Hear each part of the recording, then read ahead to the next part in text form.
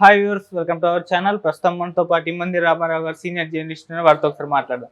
Sir నమస్కారం. Sir నమస్తే బాబు. Sir ఇవాళ గొప్ప నటుల్లో ఒకరైన ఎస్వి రంగారావు గారి జయంతి సార్. మరి ఈ సందర్భంగా ఆయన గురించి అంటే ఆయన సినీ ప్రస్థానం గురించి కానివ్వండి, లేకుంటే ఆయన సెట్లో ఎలా ఉండేవారు, ఎన్టీఆర్ గారు అండ్ ఏఎన్ఆర్ గారితో ఆయనకు అనుబంధం ఏ విధంగా ఉండేది, మొత్తం ఆయన జర్నీ గురించి మీరేం చెప్తారు సార్? అది సంక్షిప్తంగా చెప్పుకుందాం. ఈరోజు ఆయన పుట్టినరోజు కనుక మనం స్మరించుకోవాలండి. గొప్ప వాళ్ళందరినీ కూడా మనం స్మరించుకోకపోతే ఏమవుద్దంటే గత వైభవాన్ని కోల్పోతాం. ఎస్వి గారు అంటే ఎవరు అనే పరిస్థితి రాకూడదు. వాళ్ళందరూ గొప్పవాళ్ళు. సినిమా పరిశ్రమని పెంచి పోషించారన్నమాట. వాళ్ళు ఆ రోజుల్లో ఎస్వి రంగారావు, రామారావు గారు, నాగేశ్వర గారు లేకపోతే ఎంతవరకు వచ్చేది కాదు. పరిశ్రమ ఎప్పుడూ ఆగిపోయేది. ఏదో ఒక పరిశ్రమకు ఒక క్యాన్సర్ వచ్చి ఆగిపోయినట్టు ఆగిపోయేది అన్నమాట. వాళ్ళు ఆరోగ్యవంతమైన సినిమా తల్లిని తయారు చేశారు. ఎస్వి రంగారావు పేరు సామర్లకోట వెంకట రంగారావు. బిఎస్సీ హానర్స్ చదువుకున్నాడు బాగా. కాకినాడలో యంగ్ మెన్స్ హ్యాపీ క్లబ్లో నాటకాలు కూడా వేస్తుండేవాడు. మొట్టమొదటిసారిగా ఆయన అగ్నిమాపక దళంలో ఆయన ఒక ఇన్స్పెక్టర్గా పనిచేశాడు, ఆఫీసర్గా. ఆయన అప్పుడు విజయనగరంలో ఉండేవారు అన్నమాట. తర్వాత నాటకాల్లో చాలా బాగా ఆయన నటించేవాడు. ముఖ్యంగా ఎస్వి రంగారావు గారి గురించి ప్రత్యేకమైన అలవాట్లు ఏంటంటే ఇంగ్లీష్ నాటకాలు బాగా చేసేవాడు. మ్యాక్బెత్, ఒథెల్లో ఇవన్నీ చేసేవాడు అన్నమాట. ఇంగ్లీష్ యాక్సెంట్ కూడా బాగుండేది. ఆ రోజుల్లో ఇంగ్లీష్లో నాటకాలు ఆడేవాళ్ళు తక్కువ మంది. ఎన్టీ రామారావు గారు, జగ్గయ్య గారు, కొద్దిమంది మాత్రమే ఆ ఇంగ్లీష్ యాక్సెంట్ అంత బాగా వచ్చేదన్నమాట. అందులో ముఖ్యుడు ఈయన ఎస్వి రంగారావు గారు. మొట్టమొదటిసారిగా వరూధిని అనే సినిమాలో చేశాడు. చేసిన తర్వాత లైట్లు అంటే ఎలాగైనా డ్రామా వేరు, సినిమా వేరు కదా. అమ్మాయి వచ్చి అలా పైన పడేసరికి సిగ్గుపడిపోతుండేవాడు. అప్పుడు ఏంటమ్మా ఇలా సిగ్గుపడిపోతున్నాడని చెప్పేసి వాళ్ళు అప్పుడు కృష్ణవేణో ఎవరో మరి తెలియదు అన్నమాట. వరూధిని ఇప్పుడు చాలా కాలం అయింది కదా. అంటే అమ్మాయిని చూసి సిగ్గుపడిపోతుండేవాడు అన్నమాట. నటన బెరగ్గా చేస్తుంటే అప్పుడు ఇంకా సినిమా ఫీల్డ్లో నేను పనికిరాను, నాకే ఇన్ఫీరియారిటీ కాంప్లెక్స్ ఉంది, అలా చూస్తే నాకెందుకు తనే ఆలోచించుకొని కొంతకాలం సినిమా ఫీల్డ్ దూరంగా ఉన్నాడు. తర్వాత మళ్ళీ వచ్చినప్పుడు కానించి ఆయనకి మొత్తం లైఫ్ ఇచ్చిన మొట్టమొదటి సినిమా ఏదంటే పాతాళ భైరవి. అందులో అంటే ఎస్వి రంగారావు తాలూకు ఇంగ్లీష్ నాటకాలు చూసినటువంటి ఒక వ్యక్తి, అది బహుశా అది ఎవరో చక్రపాణి గారో లేకపోతే మన పాలగుం పద్మరాజు గారు ఎవరో వాళ్ళు లేదండి, ఇతను తెలుగు కంటే ఇంగ్లీష్ యాక్సెంట్ బాగుంటుంది, ఇంగ్లీష్ యాక్సెంట్ చాలా బాగా చేయగలడు, మన పాతాళ భైరవిలో ఇన్ని పెట్టుకుంటే బాగుంటుందని ఓ సైజు ఇచ్చేసరికి కేవీ రెడ్డి చూశారు. ఒడ్డు పొడుగు బాగుండేసరికి సరే ఈయన్నే మాంత్రికుడు అని చెప్పేసి ఫిక్స్ చేశాడు. దాంట్లో ఎస్విఆర్ చేసిన తెలివితేటలు అంటే రావడం చేరాడు కదా కొంత గ్యాప్లో.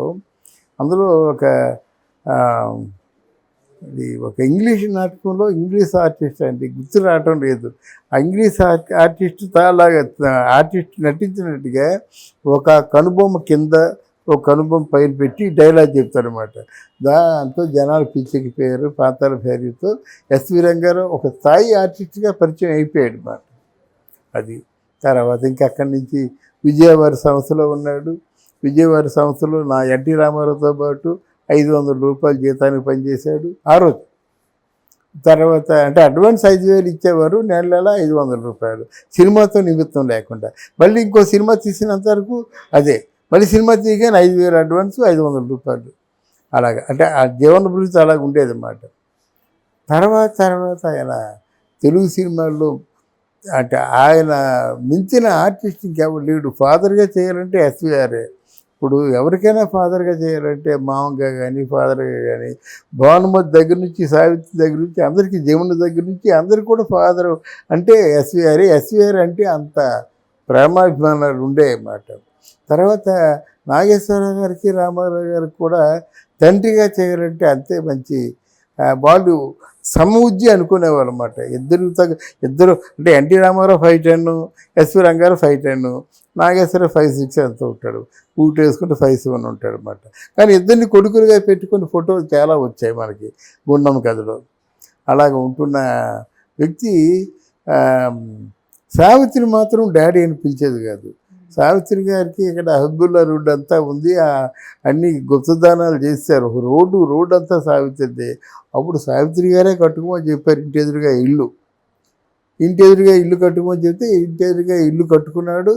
సావిత్రి గారు అందరూ అనుకున్నట్టుగా డాడీ అని పిలిచేది కాదు, బావ అని పిలిచేది. అది చాలా తక్కువ మంది తెలుస్తుందన్నమాట. ఈ కొంతమంది మేధావులు ఉన్నారు కదా, జర్నలిస్టులు, సావిత్రి కూడా డాడీ అని పిలిచేదని చెప్తారు, కానీ డాడీ కాదు, బావ.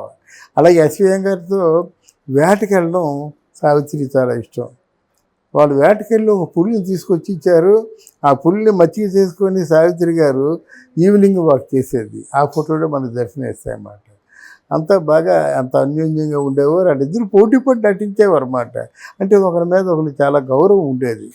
అంటే బావ అక్క అనుకుని మా మాటలు ఆ విధంగా ఉండేది. అంటే ఎస్వి రంగారావు భార్యని అక్క అనేది ఈయన బావ. ఎదురుబదురు ఇల్లు కదా. ఇక్కడ ఎస్వి రంగారావు గారి తాలూకు తమిళం ఫీల్డ్లో ఉన్నటువంటి శివాజీ గణేషన్ గారు డైలాగ్కు పెద్ద ప్రత్యేకత. డైలాగ్ ఆయన చెప్పినట్టుగా ఇంకెవరు చెప్పేవారు కాదు. కానీ అట్లాంటి శివాజీ గణేష్ను ఎస్విఆర్ గారు కానీ డైలాగ్ చెప్తే ఆయన ఆగిపోయేవాడు అన్నమాట. అంత భయం. ఎస్విఆర్ అంటే ఎన్జి రామచంద్రుడికి భయమే, శివాజీ గణేష్కి భయమే. అంత అలా ఉండేవాడు అన్నమాట. ఆయనకు ఉన్నటువంటి ఏకైక అవలక్షణం ఏంటంటే సెట్లో మందు తాగడు. ఎప్పుడైనా మందు తాగితే 2-3 రోజులు కంటిన్యూగా తాగుతాడు. అది పెద్ద అవలక్షణం అన్నమాట. అది మరి ఎక్స్ట్రీమిస్ట్, ఏ పని చేసినా ఎక్స్ట్రీమే. పగల కంటే రాత్రులు షూటింగ్ చేయడానికి ఇష్టపడతాడనమాట. తెల్లవారులు చక్కగా కబుర్లు చెప్పుకోవచ్చు, అంత సరదాగా ఉంటాడు ఆయన. ఎక్కడైనా ఏమైనా తేడా వస్తే మాత్రం చర్మం వదిలేస్తారన్నమాట. ఆయన దగ్గర నాగేశ్వర రామారావులు కూడా భయపడతారు.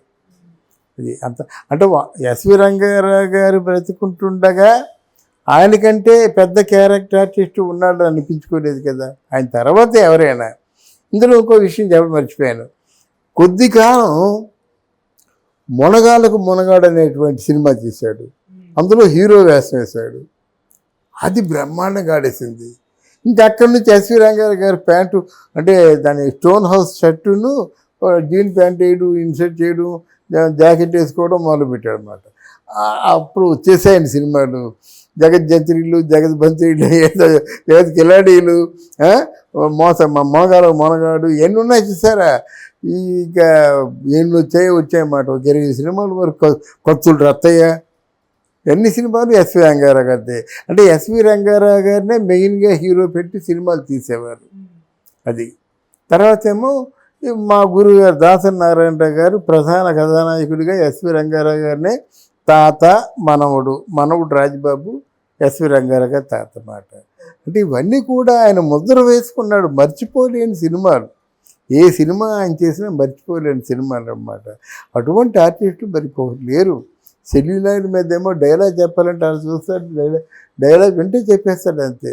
మాడ్యులేషన్ అది చెప్పవలసిన అవసరం లేదు దానికి. మాడ్యులేషన్ ఆయనే చేసుకుంటాడు.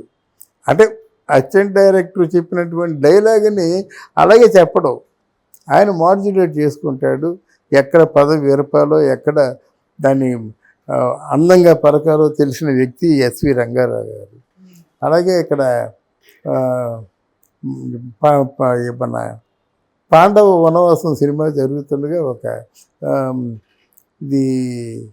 ఒక భీముడు దుర్యోధనుడు చూసి ఒరే దుర్మదాంధ అని చెప్పేసి ఒక పద్యం పాడుతాడు అన్నమాట. పద్యం పాడితే అక్కడ ఇది కేవలం నాకు నేను తెలుసుకుంది ఎవరితో అంటే, పౌరాణిక సినిమాలు చేస్తాడు కామేశ్వరరావు. ఇప్పుడు కమలాకర్ కామేశ్వర గారు చెప్పారన్నమాట. ఇంత కడుపు చిచ్చుకొని పద్యం పాడితే ఎస్వి రంగారావు అంటాడన్నమాట. రాజధాని అన్నమాట. ఇలాగా చెప్పి ఇలా అంటాడన్నమాట. దాంతో థియేటర్లో ఏళ్ళు ఘోష చప్పట్లును. అది ఎంతో కాలం ఎన్టీ రామారావు గారి మనసులో ఉండిపోయింది. విశ్వం ఎలా డామినేట్ చేస్తుండో అని చెప్పేసి. అందువల్ల ఆయన మహత్యాలు, ఆయన గొప్పతనం ఏం చెప్తామంటే, మంచి నటుడు, మంచి క్యారెక్టర్ ఆర్టిస్ట్, మంచి మనసు. అయితే ఆయనకు ఉన్నటువంటి 2 మచ్చలు ఏంటంటే, చంద్రుడికి ఒక మచ్చ ఉంది, ఈ 2 మచ్చలు. ఆ మచ్చల్లో ఒక మచ్చ ఏంటంటే తాగుడు వ్యసనం, రెండో మచ్చ వివాహేతర సంబంధం. అంటే అది ఎవరితో ఒక సినిమా ఆర్టిస్ట్తోనే ఆయన కొంచెం తనుగా ఉండేవాడు. దాని గురించి ఏదో ప్రచారం జరిగింది. ఆవిడ ఈ భార్య మొత్తం ఇద్దరు కలిసి ఇద్దరి మధ్య నలిగిపోయి తాగి చచ్చిపోయాడైనటువంటి ఒక వదంతి ఆ మహానుభావుడు కోసం రిపీట్ చేసుకుంటే మళ్ళీ ఎస్వి రంగారావు గారి తర్వాత ఆ స్థాయి మహానటుడు రాలేదు. ముఖ్యంగా సావిత్రి గారితో పోటీ పడేటువంటి నటులు ఇంకెవరు లేరు. ఆయన ఉన్నారు కాబట్టి చెప్పుకున్నాం. కానీ నాకు నిర్మోహమాటంగా చెప్తా, సావిత్రి నటనతో పోటీ పడి నటించేవాళ్ళు even. Okay, thank you so much. Thank you అమ్మా, థ్యాంక్ యూ వెరీ మచ్.